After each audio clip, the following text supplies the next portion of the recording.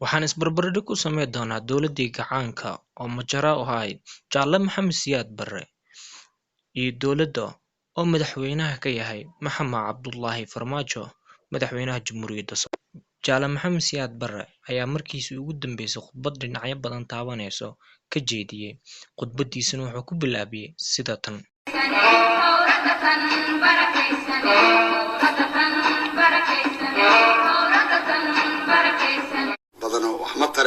waxaan ku soo celinayaa khudbadii ayaa loo wada aqriyay oo aan uga jeedo in aynu garanno danteenu waxay tahay, inaan garanno waxaynu nahay, inaan isku eegno muraayadda oo aragno horta kuwa wajigeennu waa kuma, maxaanse doonaynaa, danteenu waa maxa, danta ilmaheennu waa maxa, danta dadkeennu waa maxa, danta sharafkeenna adduunku waa maxa.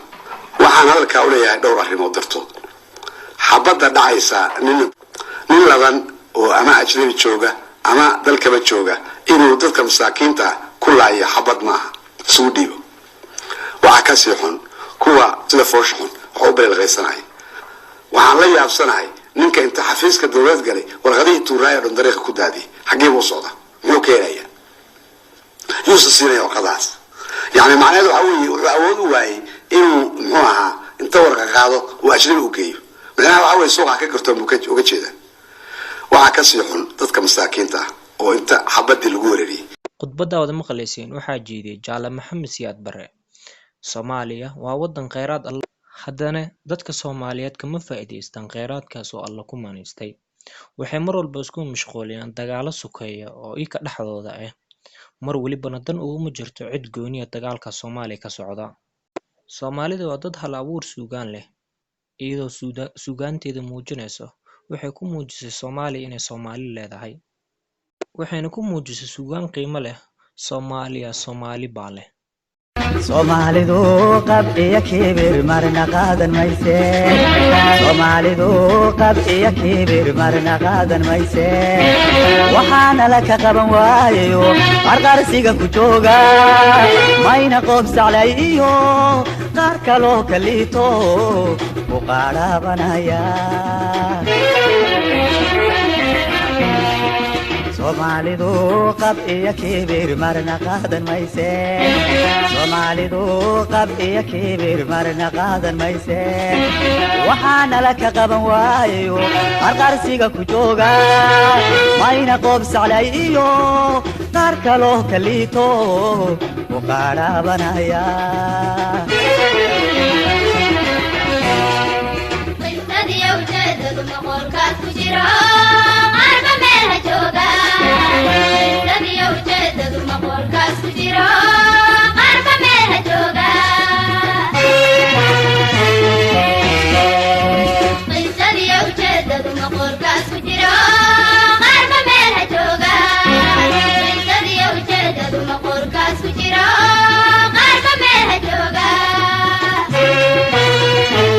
suugaanta waxaan ka wada dheehanaynaa inay Soomaaliya qaci kibir marna qaadanayna, laakiin Soomaalidaas maanta lama hayo. Soomaaliya oo maanta wadan burbur siyaasadeed ku jira iyo burbur dhaqaalaba. Soomaaliya dhan waliba maanta way ka burbursan tahay, inkastoo dareemaya dhaqaalaha iyo wadanka soo quruxnaashiisa, laakiin si dhaqaalaha wadanka aad u soo kobcayo iyo caasimadda Muqdisho oo aad u soo qurux badnaaysa. mar kale waxaa lagu cabiray suugaanta Muqdisho dal magaalo madaxdii maanta ay u qalantaa. waxaa dhiyaysa hibo nuura oo ku luuqaysa مقبورة تاريخ للصومري شيكا معنيسي حمروا مردافان وانا لقم مارمان مالكي دالكين يا كرتدي مدني مدان لبادابا كوميسنو مرساديو بداديو هاوكا ka muuqdo xamar waa ma dhaafaan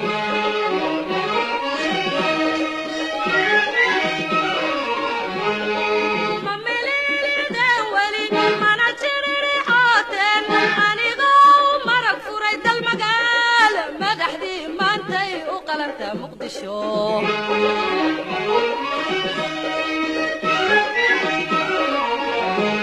muqdisho waa mid soo horumarayso aadna bilicdeedu soo ifayso waayahan dambe madaxweynaha jamhuuriyadda Soomaaliya Maxamed Cabdullaahi Farmaajo oo marka hadlaya kobaca dhaqaalaha ayaa ku sifeeyay inuu meel fiican gaaray madaxweynaha oo qodbo kala taabtay khudbadiisa ayuu ku bilaabay sida 27 sano kadib burburkii markuu dhacay waana markii ugu horeysay dhinaca kobcinta dhaqaalaha waxaan ilaahay mahadiisa inay dawladdu suurta gelisay in dakhliga dawladdu oo ahaa 4.6% sanadkii tagay sanadkan la gaarsiiyay 7.2 taasi waxay sheegaysaa in dakhliga guud oo uu kor u kacay 3.4% kor u kaca dhaqaale ee aan sanadkan gaarnay waxaa sabab u ahaa waxaan hagaajinay nidaamka hufnaanta maaliyadda oo fursad noo siisay in Soomaaliya la aamino mar kale oo dib loogu xiro hay'adaha dhaqaalaha adduunka oo aan macaamil wanaagsan la yeelano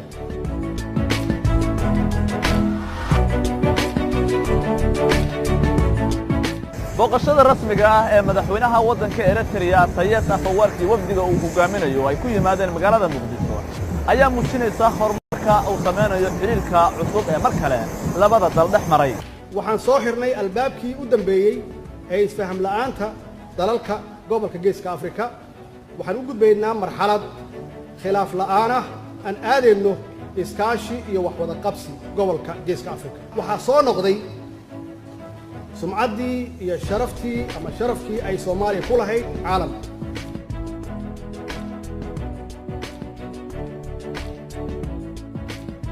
Nairobi, Mogadishu for radio check.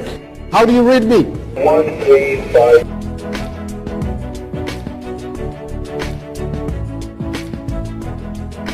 hawadeenna maanta gacanteeda ku jirtaa waxay kan qayb ka tahay dadaalka ay dawladdan ay waday haddana maanta kulligaan aan markhaati ka nahay maalintan taariikhiga ah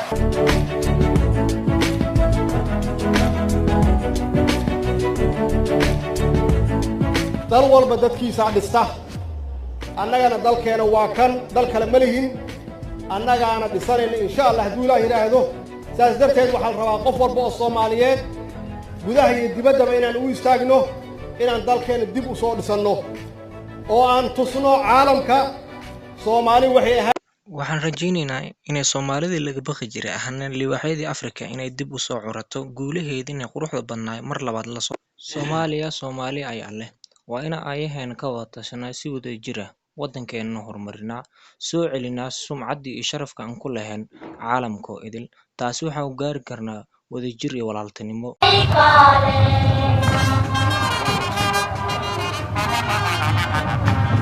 Thank you.